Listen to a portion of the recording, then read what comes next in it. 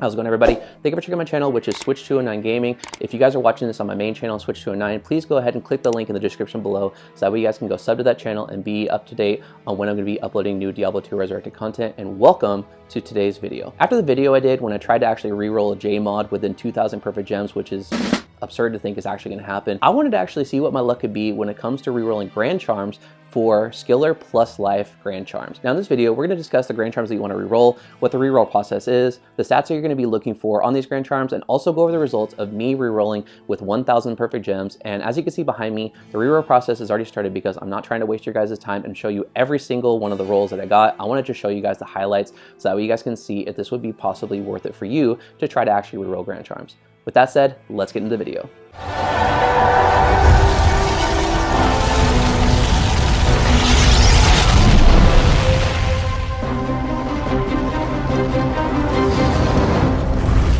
For any of you guys that are new to the game or just new to the aspect of rerolling, let's go over and cover the basics, that way you guys get caught up. When it comes to rerolling process, there's 3 different bosses that you want to farm for Grand Charms to be able to reroll, and that's from Diablo, Neolithak, and Bale, so that way you guys have the ability to get plus 45 to life on any of your skillers. For any of you that end up trading for a Grand Charm to be able to reroll, please understand that you're not able to actually see the item level when it comes to Diablo 2 Resurrected. Unfortunately, that is a feature that is not actually put back into the game, which I still don't understand why, because it's actually really important for many different reasons. But for this one, it's important that if you are actually trading from it, that you really have a good feeling that it actually is a high level Grand Charm, because anything that is not going to be coming from, again, Diablo, Neolithak, or Bale would not have the potential to actually reroll with the highest amount of life on it if you end up getting a skiller. And it is important to understand that even when it comes to rerolling, you will see the actual character level that is required change. That does not mean that the item level on the Grand Charm changes as well. It's going to remain the exact same level. Despite that, you see the character level change, and that's only because the mods on the Grand Charms are going to be changing constantly.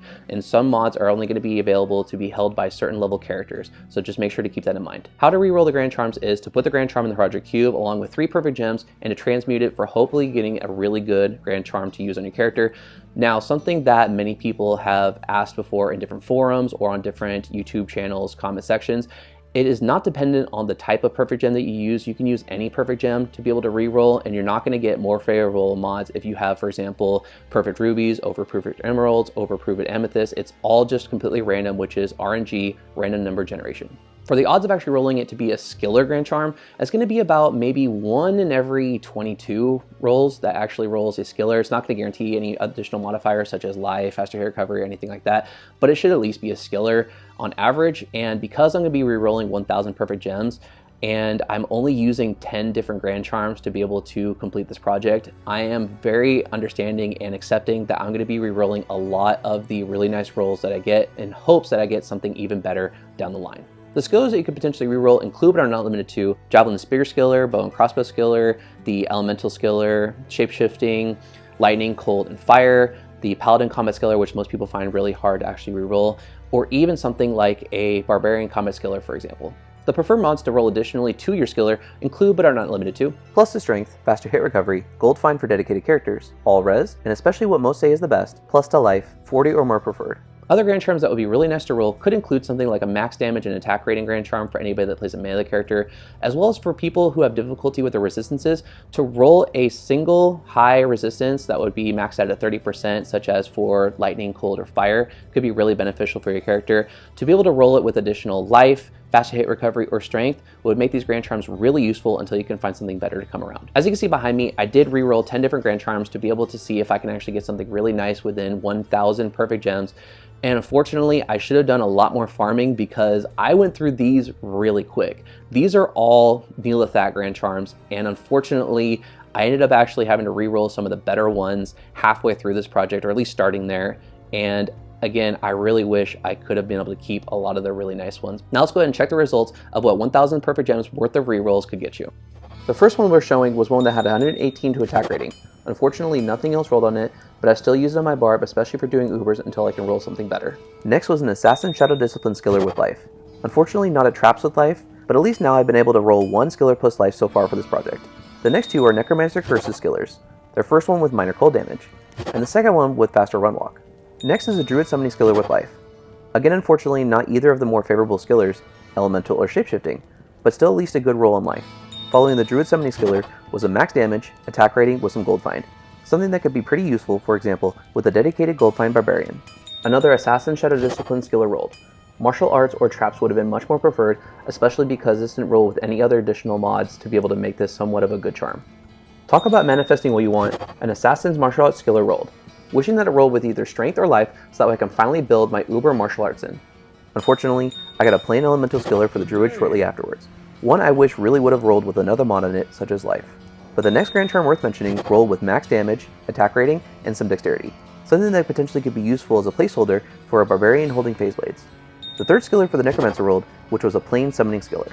However, just as the assassin shadow discipline skiller was earlier, I ended up rolling an Amazon skiller, passive of magic with life, really wishing it could have rolled as either the bow or javelin skiller with life instead.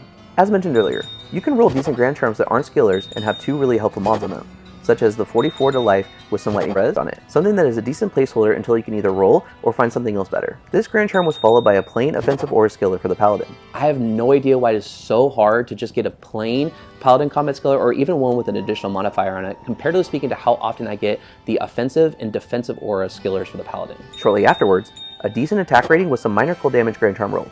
Again, something I could see being useful on my barbarian until I can either roll or find something better. Two really sought after skillers followed suit, both of which were lightning skillers for the sorceress. The first one rolled with some dexterity, while the second rolled with a low amount of life. But again, at least I got life on something that would actually be used on one of my characters. A skiller I really needed dropped afterwards. A combat skiller for the barbarian, but it also rolled with a small boost of dexterity. This is something I'll definitely throw on my barbarian. Unfortunately, the dexterity is still quite low, if only it actually was boosted a little bit more, or maybe it just came with strength instead.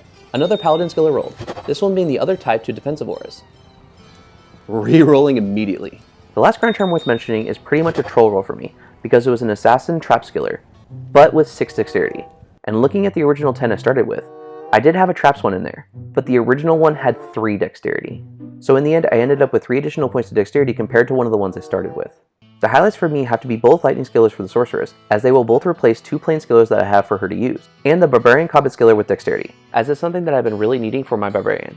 In the end, I did end up getting 13 different skiller grand charms in this project, which is just shy of the 15 for the average of 1 in every 22 rerolls is a skiller, and for me, the 13 is pretty much what I expected when it came to doing this project, but I also did get additionally a lot of other great grand charms, such as the attack rating grand charms that would be really beneficial for my characters. And that's going to be it for the video. I hope you guys enjoyed it and are able to see if rerolling grand charms is going to be something that is worthwhile for you, especially with the potential for getting the skiller plus lives if you get some of the higher level grand charms, such as farming from Diablo, Neolithak, and Bale. And hopefully you guys get a lot better luck than I did when it comes to doing your own rerolls if you end up doing it for yourself.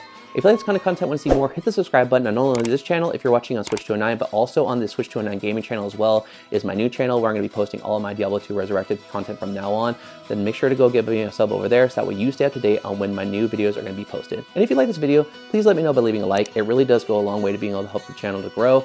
And if you want to see more of my videos, make sure to hit the playlist in the top corner up above for more of my Diablo 2 Resurrected content. Other than that, hope you're all staying safe, and I'll see you guys in the next video. Take care.